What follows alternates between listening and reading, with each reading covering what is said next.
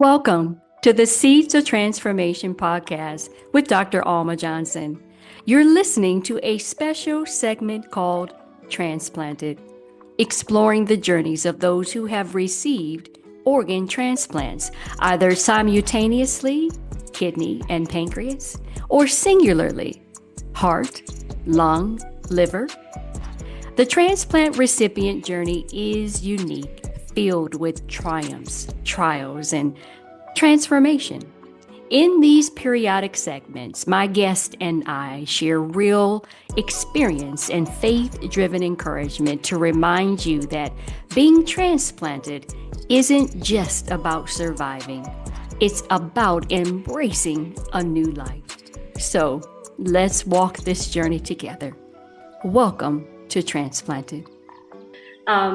You've talked about how you've been feeling and haven't felt this way or, in decades. Did you know what it felt like to really feel good? This was something that I expressed to a lot of people after 31 years of type 1 diabetes for myself.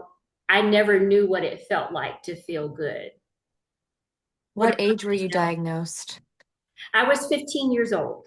Mm, Yeah, that's a tough age. I it was is. 18.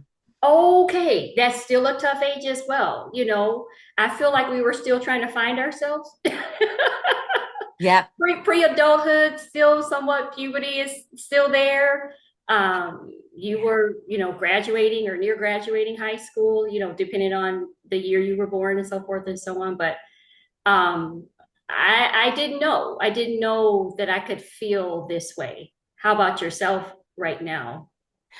Well, at 18, Mm-hmm. I had a pretty good memory Okay. of what it felt like to be truly well. Mm. And it was right after high school. It was actually 10 days after my 18th birthday.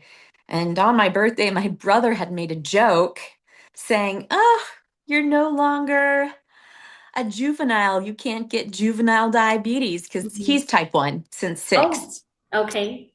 And we all laughed. And then 10 days later, I was Oh, diagnosed. wow. That's crazy. Mhm. So what were the first signs that something was wrong? Did you notice anything before this diagnosis? And did you make any changes with your body or your day-to-day life at that time?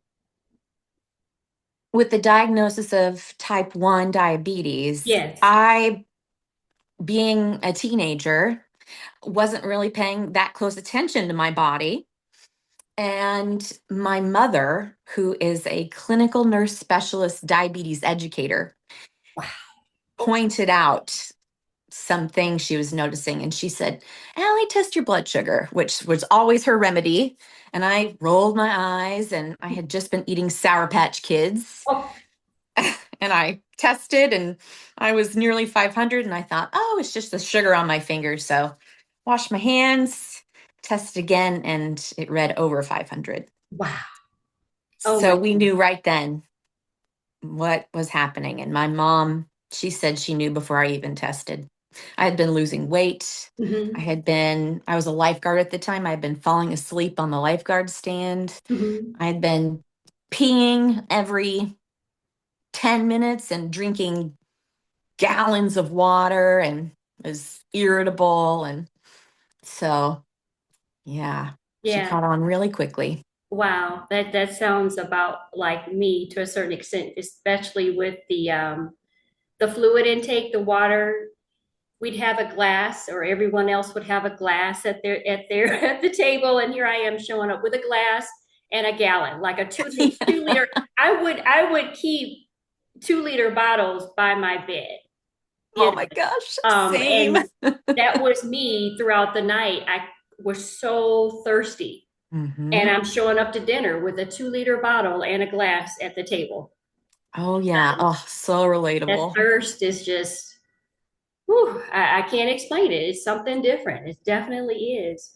So, did you ever faint or pass out? Were there any times where your body just gave out? You can share Well, with us what both happened? with Yeah.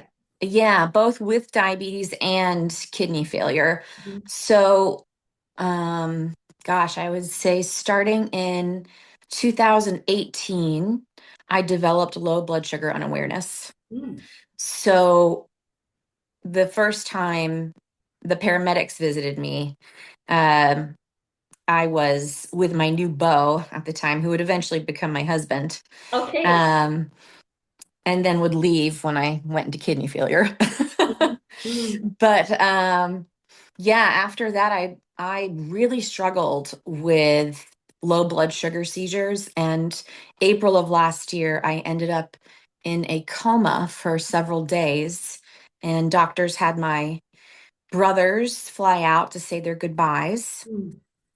But fortunately, I awoke with absolutely no damage to my brain and fully functional and capable, and was out of the hospital within a week. Wow. Awesome. Yeah. And then with dialysis, gosh, I mean, that was almost daily. My blood pressure would just woof and Mhm. Mhm. drop, and my dad would find me, contorted on the bathroom floor, and but usually I just get right back up and get back to it. It was just my Right. new Yeah. normal. Yeah.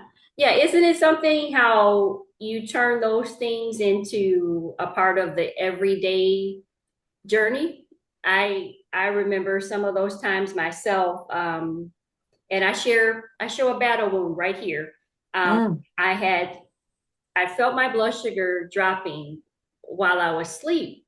It was nothing but God. It woke me up, and I'm sitting on the side of my bed and I passed out. And before I hit the floor, I passed out. And what jolted me awake was me hitting the floor. mm, And I'm laying on the floor and I'm thinking, did you just fall? Like what? mm, So I'm trying to look around. Everything is so blurred around me. And I managed to just, however, scoot over and grab my phone that was on the charger. That's how I got it, pulled it down, and was able to call my mom. She was the last person I called that day. So, or that previous day. And but yeah, on dialysis during the whole time of being on the wait list. It was the paramedics knew me, the fire department knew me. They knew me by name. They would walk in the door. I could hear rumblings. Alma, we're here. It's like, okay. mm. Just a crazy time. How did you handle that physically and emotionally? Those times, how were they for you? Mm. Well, with the diagnosis of kidney failure, I Mhm. had a lot of, still do, of the complications of diabetes. I used to always wonder, which one will I get? And I got all of them, even some of the really rare ones like bilateral Charcot foot. Mm. And so with kidney failure, I feel that my my strength had been growing when it came to being diagnosed with things. So I just said, okay, this is the next step. And my husband, about 2 months in, he said he wasn't ready to give up his hopes and dreams, and that I was only 50% of what he needed when I used to be 100%. So that was probably the most alone I felt in my journey. And Mm. I really had to I had to go within to find the support and support myself. I moved back in with my parents, and they became an amazing, amazing support system for me. I don't think I would have made it without them. Mhm. I think really focusing on all the positives. I started to keep a list of all of the things I would miss when I was no longer on dialysis. So this was when I was on peritoneal dialysis, and I wrote down even the smallest things like, oh, I'll miss the sound of clamping the clamps. I'll miss being able to use the dialysate to water my garden because it's all sugar water. And, I'll miss not having a good excuse to not go out past 10 p.m. So I think really training my mind to be positive, the discipline of positivity. Mhm. How about you? I love that you said the discipline of positivity because it is a discipline. It is something that you definitely have to focus on. How I dealt with it, it was a lot of crying, Mm. a lot of prayer. I too had somewhat of the same similar with an ex-husband who the day after transplant left. Mm. Mm. And I said, oh, okay, this is how we do this. All right. So going through that healing, still having the support of my mom and my sister. I was at the Mayo Clinic, who, as you know, your whole schedule, their whole everything has to shift because you don't know when it's going to happen when you're going to get that call.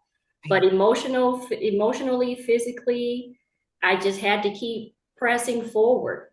I was not ready to give up. I said, I can't give up. There's something else better going forward, and I started looking around myself, at the things around me. And I said, well, thank God I'm not homeless. Thank God I do have the support. Thank God that I mean, it became so simple. Like I can still blink my eyes. I thank God that I can still hear. I was going through all these things of Yes. there's something else to be grateful and hopeful for. Yes, you're walking this journey, but what can you be continually hopeful for? And that's how I dealt with it, both physically and emotionally. Physically, when I had the strength, I would definitely drive to an air conditioned location like the mall, and walk as much as I could. And then, 20, 30 minutes, I'm back home. Yeah. Mm-hmm. Mhm. Mm-hmm. Oh, I mean that, yeah, that's the practice of positivity. I Yeah. think that's, yeah, it's so important. My gratitude journal, which I scoffed at the idea when I first heard about writing down everything you're, oh no, it is full. I have probably two that I filled up over the 4 years I was on dialysis. And Mhm. I mean, it just is amazing once you find a few things to be grateful for, as tiny as they are. Like, at least I have iodized salt so don't get a goiter. And Mhm. then they start flowing, and you just find yourself, not even when you're just writing, but in every moment, like, oh, I'm so grateful that I can see that street sign still. Mhm. I'm so grateful that my feet aren't broken at the moment. It just, I love that we very much, I think, attacked our situation the same way. Yeah, absolutely. Well, we know about the transplant wait list. Yes. What was the hardest part for you about the wait, the in between days, the times? How did you stay grounded through it all? What was that transplant wait list like? Or the wait for you, I should say. Gosh, so my experience, I started at one transplant center, and Mhm. they said, it was April and of 2022. And they said, oh, this is Cedar Sinai, which is, the creme de la creme in California. They said, oh, you'll be transplanted by the end of the year. And then the end of the year came, and the new year came, and I called, and they said, oh, actually, our surgeon stepped away in October. We don't know when he'll be back. So that is when I realized, okay, no, this isn't happening yesterday. So I got on two other lists, and for the next 3 years, that was the hardest part, was the wait. I Mhm. got a call actually a week after that coma, and it didn't pan out. It was only, 10 minutes later they called me back and said, oh, it's a no-go. And then 10 months later, I got my next call. And I took an angel flight down to Southern California because I'm in Northern California. Mhm. And was on the gurney, IV in arm, ready to be pushed through the surgery doors when my surgeon came out and said, "I'm so sorry, but the liver surgeon damaged the pancreas, so we can't go through with your transplant." Oh, that really gutted me. Uh, Went home, really mourned. Mhm. And 2 weeks later, third time's a charm, I got the call. And the amazing thing about that is the same surgeon came to me right before surgery and he said, "If it hadn't been for meeting you a couple weeks ago, I don't know if this these two organs would be going to you. But when I saw this donor, I knew they were meant for you. Mhm. You Mhm. came to my mind." And when he told me more details, my whole perspective and belief system shifted.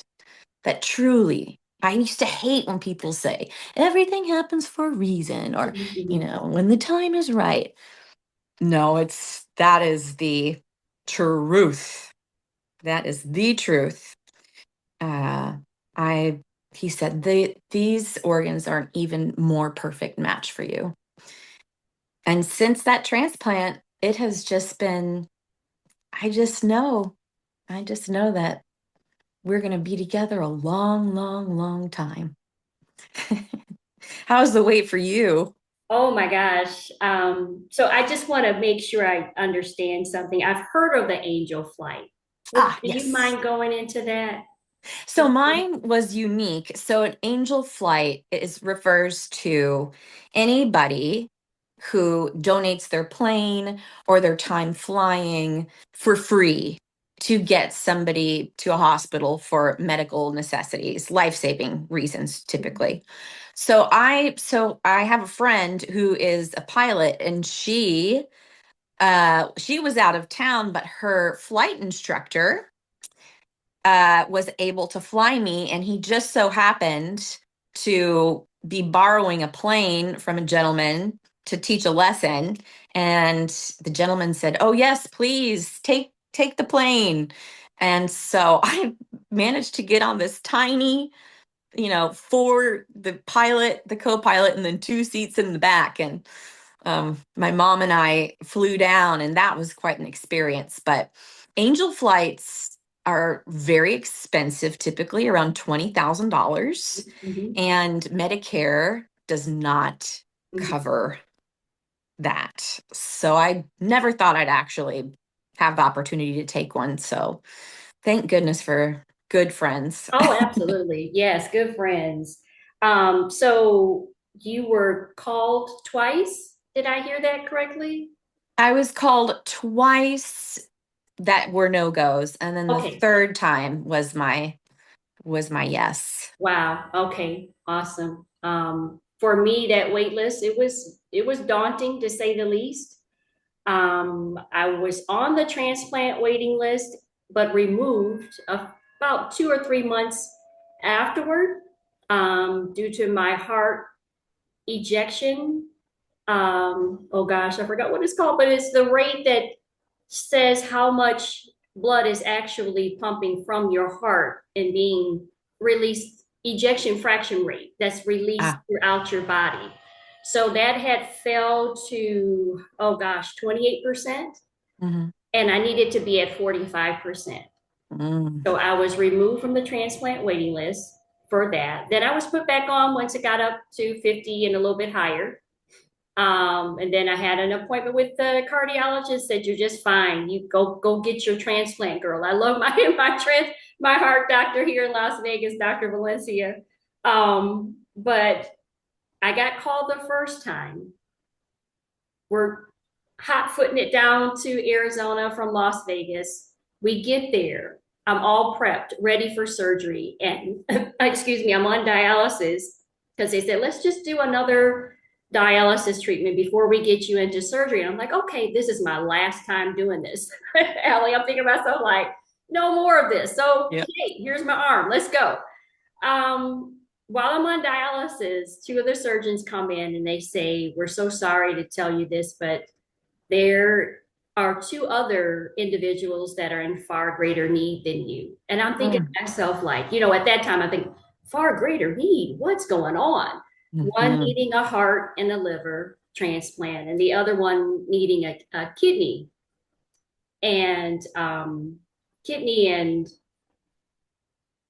let's see, heart and a liver and kidney and something else. I can't remember what it was. But so it was a no-go for me. However, it was 3 days later that I got my second call. And this is the one of the things that just really jolted me alive when I was there. And I heard God say, "Alma, it's August 31st." And I'm like, "Yeah, it's August 31st." And I'm sitting there on the stretcher heading back to surgery. And then I think to myself, I was like, "It's August 31st. This was, or August 1st, excuse me, which was the exact same date that I was diagnosed at age 15." So I'm thinking to myself, like, 31 years to the exact date I got my transplant. And I'm That- sitting there and I'm looking around. I know the people in the surgery room, they're kind of looking at me like, okay, either that's the cocktail medication kicking in or she's just out, what's going on? So I remember lying down, scooting over, whatnot, lying down and saying thank you to all of them. And before I knew it, I was out. But that was my journey. I did dialysis for a year and a month. So Year and a month. yeah. Chemo? Yeah, hemo. I Chemo. went to the center. I didn't trust myself, peritoneal. And plus I had heard, I had another girlfriend. She was on dialysis for another reason, but she was talking about how she had a whole room full of supplies.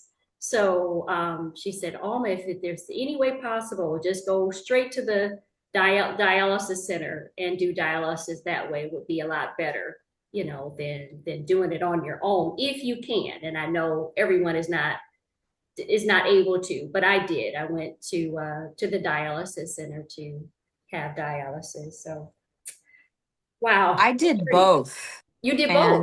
And I Okay. did both. So I started with hemo, switched to PD, and then back to Mhm. hemo. And my dialysis center, they were gung ho about PD, how it was just going to give me my life back. And Mm, let me tell you, for me, my experience was, oh, I mean, I was on the machine 10 hours a night. mm, Like your friend, my bathroom, I could barely squeeze in because all of the boxes of mhm, supplies. And I ended up developing peritonitis, which is an infection in your peritoneum. mhm, And mhm, it's incredibly dangerous, incredibly painful. And I couldn't kick it. I got it several times, and the last time I just couldn't kick it. And you can get it from something as simple as just a skin cell, mhm, just you existing. And I learned that PD is more affordable for dialysis centers, at least in my area in California. And so that is a reason that they like to push that sometimes. So I got back on hemo, and while I wouldn't say any type of dialysis is enjoyable. no. Not at all. I would say that it was better for me as well. Okay. Okay. That's good to hear. I'm glad you were able to balance that. It's a lot of balancing, and I just want to make this disclaimer for anyone listening or watching today. Your journey is going to be different. So we're not sharing these things for doom and gloom, but we're also sharing the joys and the breakthroughs that you can actually happen yourself. So I just wanted to throw that in there because everyone's experience is definitely going to be unique to them. Um, my Isn't next that the question. truth? Yeah, yeah. I mean, I in my transplant support groups online, I Okay. have not seen one experience that is the same. Not one. They're all so unique. Yeah, so unique. I know we're part of a couple of groups together, which Yeah. is always nice to see you sharing. What about the times of feeling alone or misunderstood? Did you ever have those times? Oh, yes. Mm-hmm. I would say both when I was alone, and I maybe even felt more alone sometimes when I was with others. Mm. My good friends, they tried very hard to be able to empathize, Mm-hmm. and it wasn't even anything they did, but just in being in healthy working bodies and me trying to keep up really shined a spotlight on what I was going through. When I was home and in my routine, it felt, it became my normal. And so it was when I was out of that routine that I would say, "Oh, wow, I'm in this alone. There's Mm-hmm. not many people that can relate to this." Yeah. And I think the way I dealt with that was definitely my dog, Dixie. Yeah. Um, she's the most steadfast companion. Mm-hmm. And then a lot of reading. Okay. A lot of reading, and not of fantasy novels or literature, but books like Man's Search for Meaning by Viktor Frankl and Mm-hmm. The Obstacle is the Way by Ryan Holiday. Mm-hmm. I found a lot of strength in that. Okay. And I also didn't feel so alone because I knew that those books had spoken to so many people for so many other reasons. Okay. That's great. Um, After the transplant, has fear ever crept in, worrying about your organs? I call mine my baby. My babies. I named them. What are their names? Lael and then Elijah. So Lael is my pancreas, being Mhm. belongs to God, and then Elijah is Elijah from the Bible. Um, so what about the concerns or worries about your organs? Are there any? I definitely have moments where I'll have that grip of, Mhm. oh my gosh, I just felt a pang. Or right now, my Prograf level, which for everyone listening who's not aware of what Prograf is, that's your main, at least my main anti-rejection medication. It's almost double the amount it Mhm. should be right now in my system. So that really had me worried for a moment. Mhm. Um, because it's nephrotoxic. Mhm. Mhm. So, but then I stop and I think it is what it is. There's worrying's not going to change it. So just drink a lot of water and keep walking forward. Mhm. Mhm. And I feel it's the lesson that life keeps throwing at me and probably most of us is, don't tell yourself stories, don't fear the Yeah. future, just don't worry because it's going to unfold how it's going to unfold. Yeah. Yeah. But yeah, I definitely um, have those moments. What Mhm. about you? I have had those moments. I know right after my transplant, I would say probably 3 weeks after, I did go into a bit of rejection with my pancreas.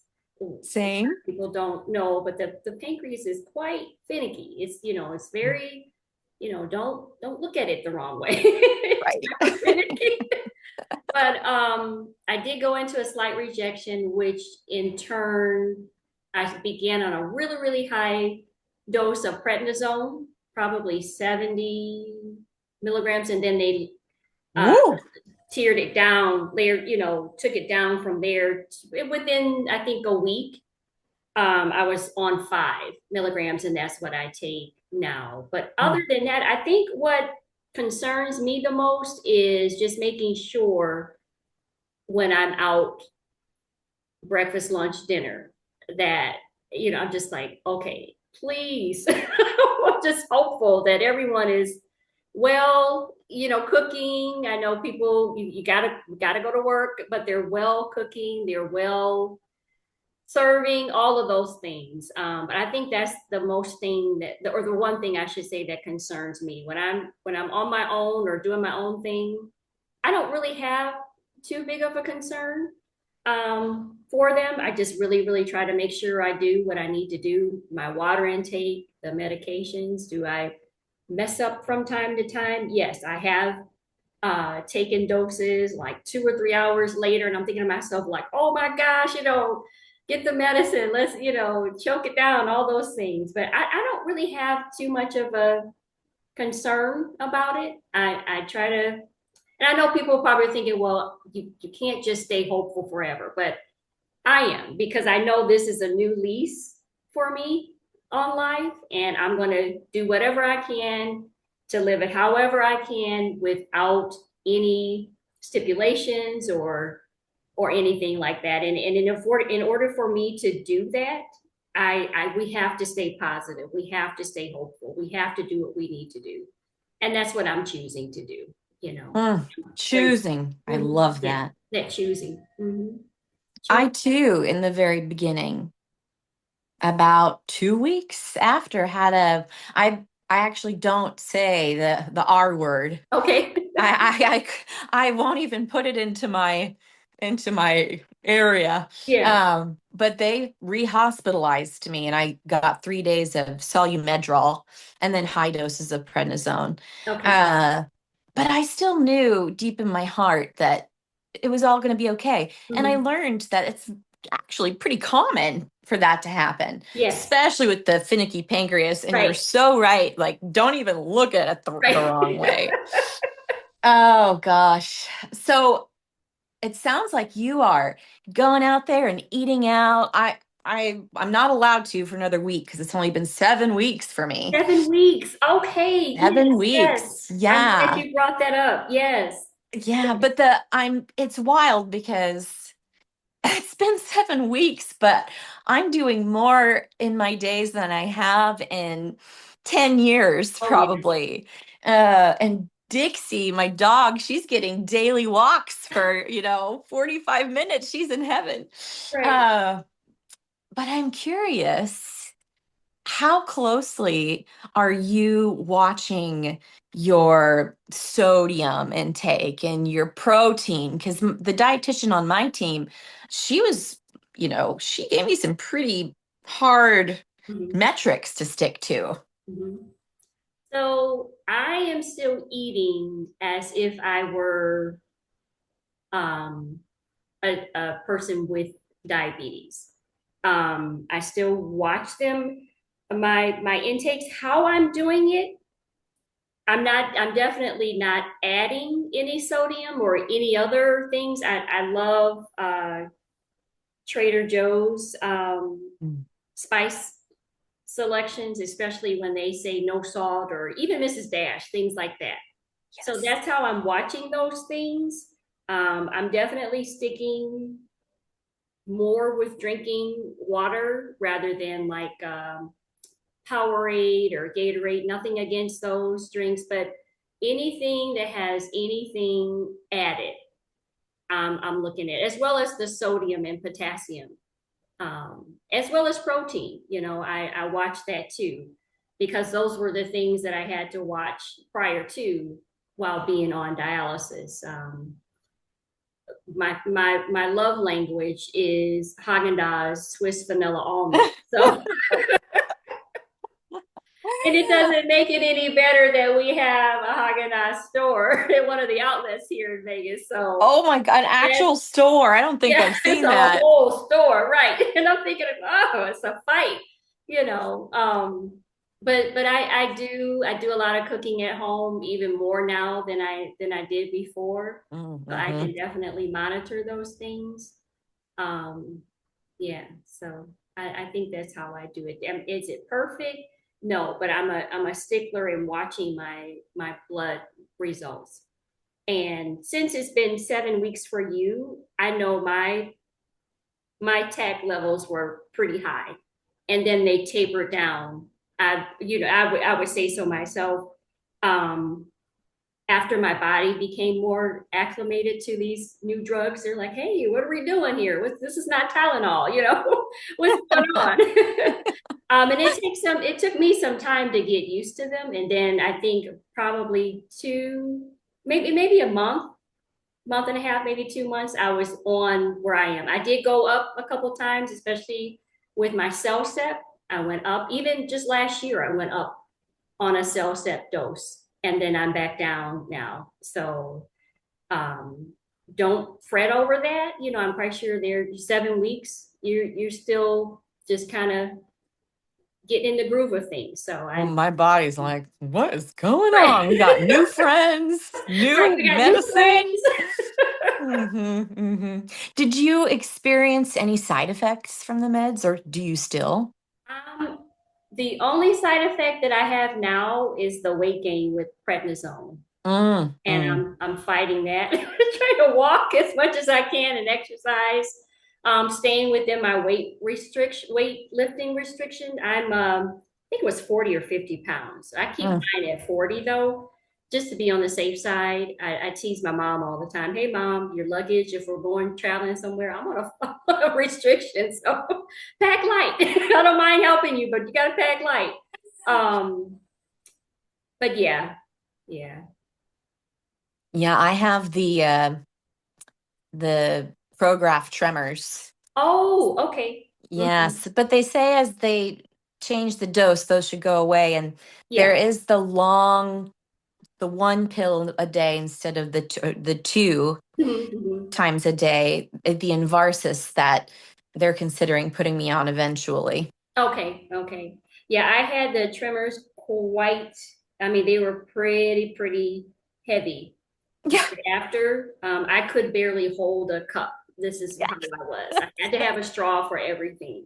And then Oh, after about a week, I can still kind of feel myself a little bit of tremor, but it's not anything, where yeah, it's really bothering me, I'm like, okay. yeah, I've already gotten used to it. I mean, gosh, you shake 10 times harder when you have diabetes and you have a low. Okay, right, exactly. Yeah. Yeah. That yesterday I was trying to put some earrings on and I just it took Yeah. me Oh my probably gosh. 10 times as long. Oh my gosh, that's so cute. What's one of the things that you think or you would say that people should stop saying to transplant survivors? What have you heard? Have you heard anything or That's a seen really anything? great question. So I would say Mhm. I know people have very good intentions when they share their own experience. Mhm. But then they'll follow it up with, this is what you should do, or Mhm. this is what will happen to you. And like we said earlier, that is not true. It is different for everybody. Mhm. Mhm. And when it comes to people who have no clue what a kidney is, or, they've only heard of transplant because of Grey's Anatomy, Mhm. I would say, I would say people, and this is, I've had just amazing, amazing responses from people. Mhm. But I posted something about um, my scar and Mhm. how I wish it looked a little more gnarly. I was hoping to like really be able to show like I'm tough, Mhm. Yeah. but it's a little too dainty for me, Okay. and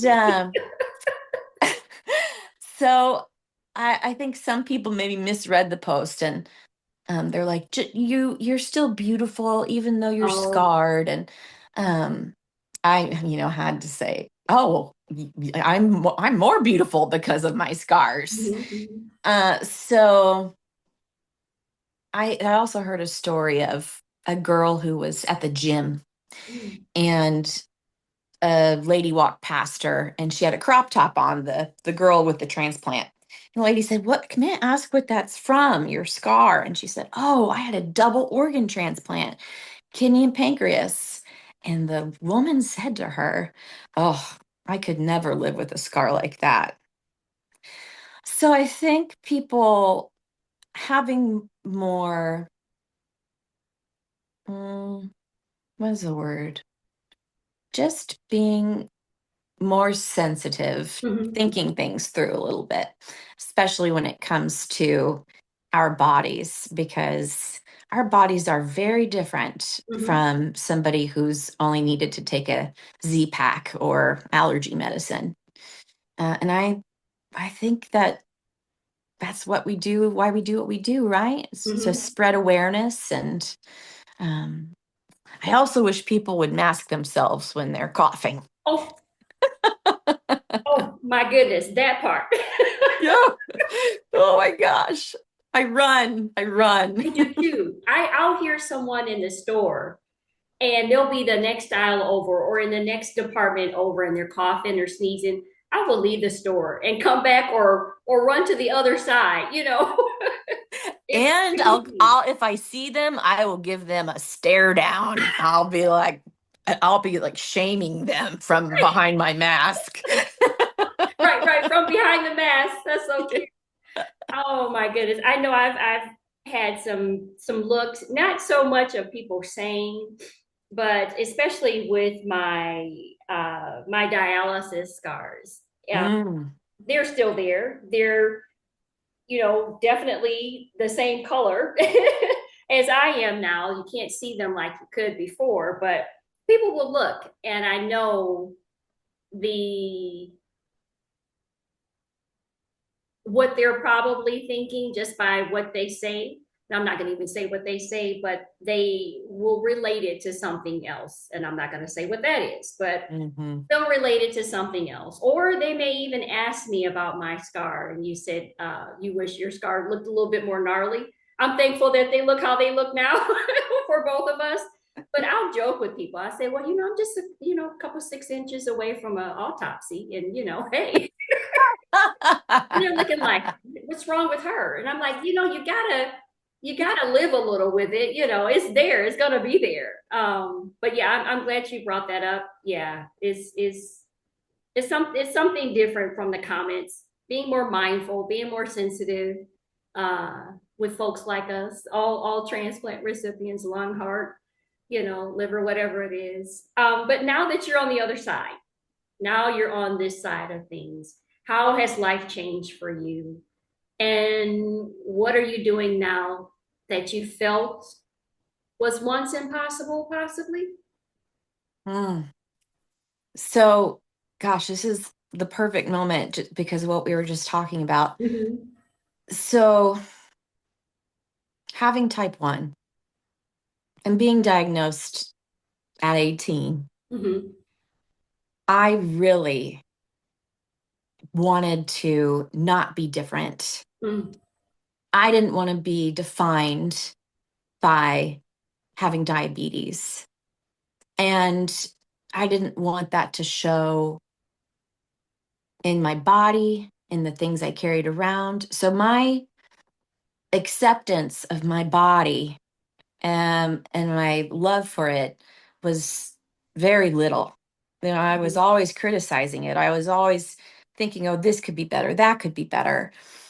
And I would say that with transplant, all of these new scars, because I have my chest catheter scar, I have Mm-hmm. my PD scars, I have the obvious incision for the transplant. Mm-hmm. And because it's so hard to heal, I'm just getting all these mini scars all over me. And my body's already changing, like you said. Mm-hmm. I'm noticing my jeans are fitting a little differently. And but the difference is I just love my body. I Mm-hmm. am so impressed by it. Mm-hmm. And I embrace my difference now. Mm-hmm. I There's no part of me that wants to hide what I've been through. I want to shine it everywhere because I feel this is the stuff of life and we're so lucky to be here. Mhm.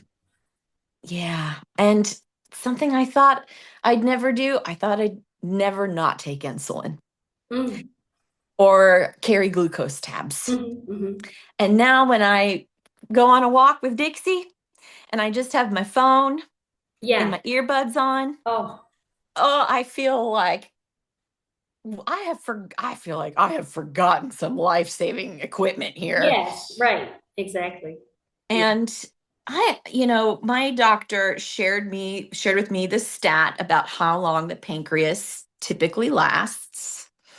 And so I'm aware that uh there could be a timeline. There could be a time where I return to the days of diabetes. But like I used to worry about complications and when they would come, Mhm. I'm not worrying about that. Mm-mm. And when I see people celebrating 35 years with That part. Yeah. that part, I'm like, that's going to be me. And I tell my organs and I share with my donor up above every day, Mhm. that's going to be us. And we're going to live this life full of joy and goodness and experience. And yes, I'm living for two now. So Yeah. I have a responsibility to the one who saved me up above. Mm. Awesome. Well, What Alex, about you? I feel somewhat of the same. Yes, grateful. Um, grateful, grateful, grateful. I think that's just what's flowing from my heart. Just and then the little things, when I was diagnosed type 1, it was literally a tackle box. Any fishers out there? It was like carrying a fishing tackle box before they came out with the smaller glucose meters and so forth and so on. But the weight of not needing to carry all of the things, and now I'm in this cute little dainty purse. Patent leather, my sister got me about a year and a half ago, and I'm just thinking to myself, I have a choice now. It's limitless, not limited. Mm. And Hmm. just doing. Why am I not doing this? Why are you not going here or there? Get your mask, get your wipes or whatever you need to do. The what is it? The squeezy stuff. What is that called? Oh, the hand Hand sanitizer? sanitizer, and go. Yes, I'm still mindful of the crowds because I'm quite sure you were told the same to stay Hmm. away from large crowds.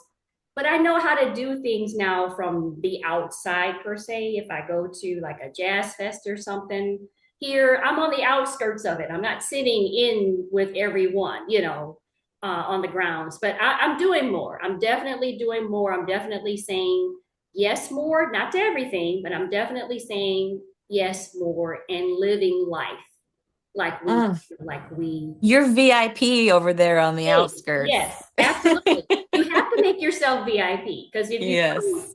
you'll be you'll be in this little box. And it's like, no, there's so much going on out there. Again, not that we're trying to be a part of it all, but we're living. And I felt like, why didn't you live this way before, even Mm. with the concerns and trials? I know there was some hesitation for us before, but now since there's nothing there, I'm out here. Hmm. I'm out here. Hmm. Yeah. I love that you say yes to more, and I am doing the same, and I'm also saying no to more Oh, yes. because oh, before, especially when dating, they'd be like, someone say, "Oh, let's go on a bicycle ride." And I really can't stand bicycle riding. Or let's go hike a mountain, or let's go camping. And I'd always say, "Oh, sure," but on the Yeah. inside, like, Yeah. not anymore. Yeah. Nope. If you want to ride a bike, go ahead. Not me. Yeah. Yeah. Wow. Wow. The courage to say yes and no. And no, that's huge. Courage to say yes and no. I love that. You've been listening to the Seed to Transformation podcast, and this was Transplanted, a special segment dedicated to the triumphs, trials, and journeys of those who have received organ transplants. These segments will come periodically as my guest and I continue to bring real stories and encouragement along the way. If this episode spoke to you, share it with someone who needs hope. And remember, stay connected, stay strong, and keep embracing this new chapter in your life. Because being transplanted isn't just about a second chance, it's about truly living your life. Until next time, stay well, stay hopeful, and keep moving forward.